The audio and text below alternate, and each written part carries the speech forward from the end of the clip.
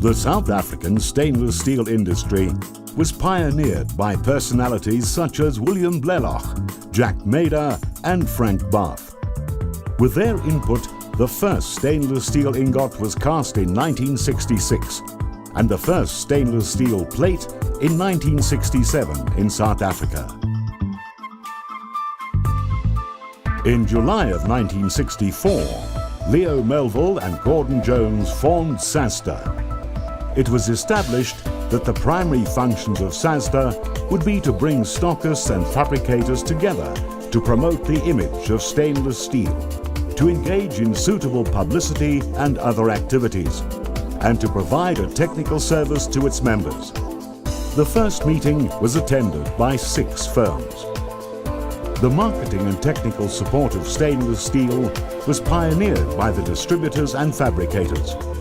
The first 4 distributors were Jackson's, Avesta, Robor and Fargista.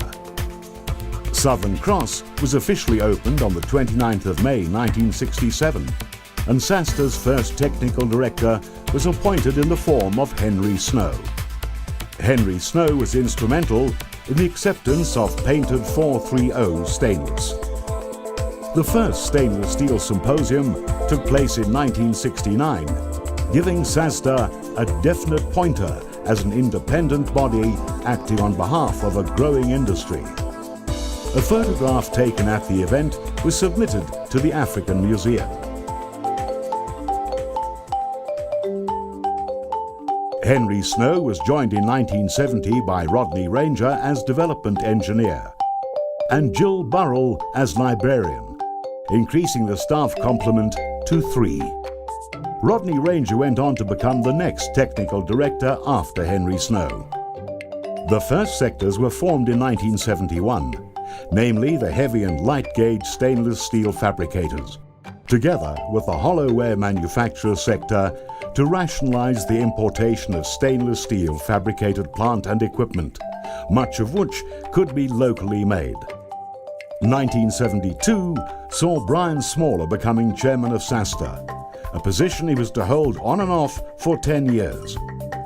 He'll be remembered for his unique sense of humor and a bottomless supply of jokes.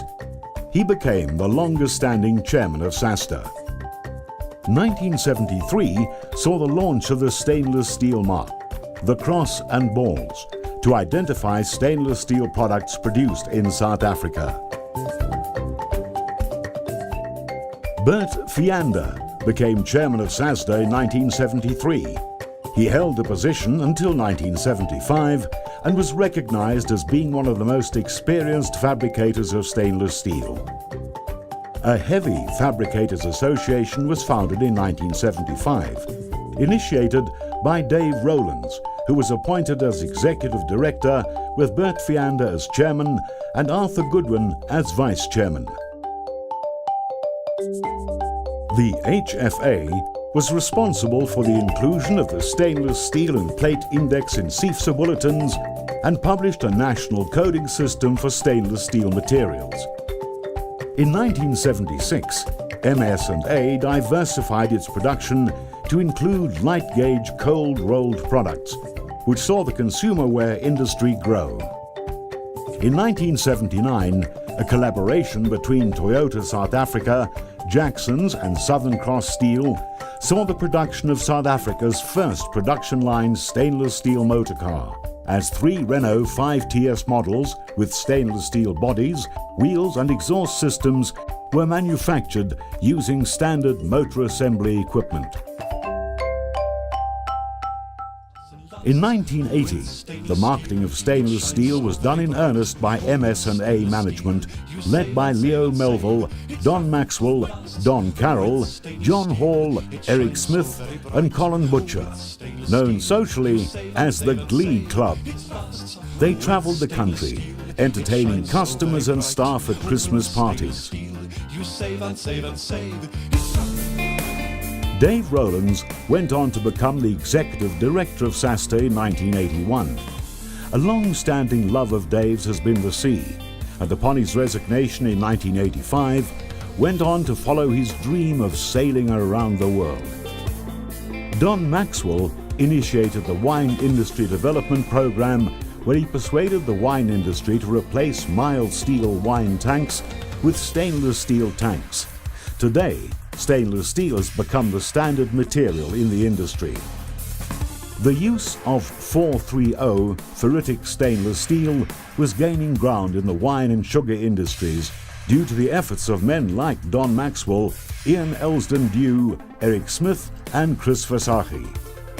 However, 430 proved difficult to cut and became brittle when welded, requiring further research. Hannes Hoffmann, with assistance from Dr. Rainer Dietrich and Ken Dewar, started the early test work that would lead to the invention of 3CR12. The team was later joined by Dave Martin. A plant trial heat was produced, which was out of spec, as the nickel was too high, due to washout in the ladle from a previous austenitic heat. Nonetheless, the steel was tested and proved tough even when welded, unlike normal ferritics. Dave Walker from marketing initiated the name C3R12, described as a chromium-containing corrosion-resisting steel. The brand name of the steel was shortened to 3CR and then became 3CR12. The 12 was brought in to indicate similar corrosion resistance to the 12% chromium AISI 409, from which it was originally developed. The double meaning of CR and CR is obvious and intentional. 3CR12 was commercially launched in 1981, not only in South Africa but internationally, and resulted in large tonnages going into coal wagons as well as the sugar and mining industries. The most successful application of 3CR12 has been in the manufacture of coal wagons both in South Africa and abroad. Electrification masts manufactured in 1982 by Alloy Fab and managed by the Hempel brothers were installed in Port Elizabeth and are still in excellent condition, despite being exposed to a severe marine environment for the past 30 years. Dr. George Milan took over his position as Executive Director in 1985 and was closely involved with the Department of Trade and Industry on import control and customs tariffs. During his time at Sassda, he assisted the industry in obtaining realistic protection against finished products, especially when imported at disruptively low prices. A new levy system was introduced on locally produced stainless materials in 1985, which replaced the annual contribution by MS&A, making Sassda an independent association. In 1986, Sassda introduced their stainless steel education courses. A continuous weld mill for the production of stainless steel tubing was established by Stewarts & Lloyds in 1986, which established the tube and pipe market in South Africa. Leading the industry was Yardley Yates, Erich Kotchenmacher and John Lang, which led to the start of the tube and pipe sector. Ian Elsden-Dew became Executive Director in 1987 and was recognized as the founder of Olson's Brew. An industry survey showed that more sectorization was needed so that members could interact in various fields. This led to the start of the casting sector, the stockist sector, and the Zinc Manufacturers Association. In 1988, the consumer wear sector was under fire as more and more cheap imported goods were coming into the country. An ice hockey commercial was developed by MS&A, demonstrating the strength of pots and pans, and was named Television Ad of the Year. 1989 marked the 25th anniversary of Sassda. In 25 years, the production of stainless steel had grown from 4,300 tons to 75,000 tons, and Sassda had expanded its membership to 200 companies. Sports days were arranged around the country in celebration and have been held every year since, becoming an industry highlight. The 2011 event stands out as the golf day was abandoned due to snowfall. In the 1990s, stainless steel exhausts started to become more commonplace. In 1995, government and industry worked together on the MIDP program, which resulted in South Africa becoming one of the major international suppliers of catalytic converters. The fabricator sector, under the chairmanship of Duncan Veal, was one of the most prominent sectors, and in 1990, 11 HFA members, headed by Ian Elston-Dew, put together a tour to Europe and the UK to visit fabricators and producers on the lookout for marketing opportunities, as well as the possibility of technology transfer. The information series was published by Sassda in 1992, and today is hailed internationally and adopted worldwide as the basis of education programs. The Sassda stand at Zimbabwe's International Trade Fair received the Gold Award for Developing Nations. It was the first time South Africa had won this award. After serving as chairman of Sassda from 1986 to 1987, Dave Slater went on to become executive director in March 1994. His biggest passion was vintage cars. In 1996, he entered his vintage Chrysler into an international rally commemorating 100 years of motoring. With the new cold rolling mill came the capability of producing the full range of stainless steels. Conferences held nationwide with international guest speakers helped build the cold roll market in the architectural, building and construction sectors. In 1989, the architectural and building construction sector was formed. This sector has grown from strength to strength and is now one of the strongest sectors in Sassda. In 1996, Sassda appointed regional representatives in the Western Cape and KwaZulu-Natal. Klaus Weber and Peter Rousseau played supporting roles in Sassda's educational and promotional activities and were available for help and advice in these regions. Dave launched the Stainless Steel Awards in October of 1998, which took place at the Hilton Hotel in Sandton and marked the first ever stainless steel awards in the world of its kind.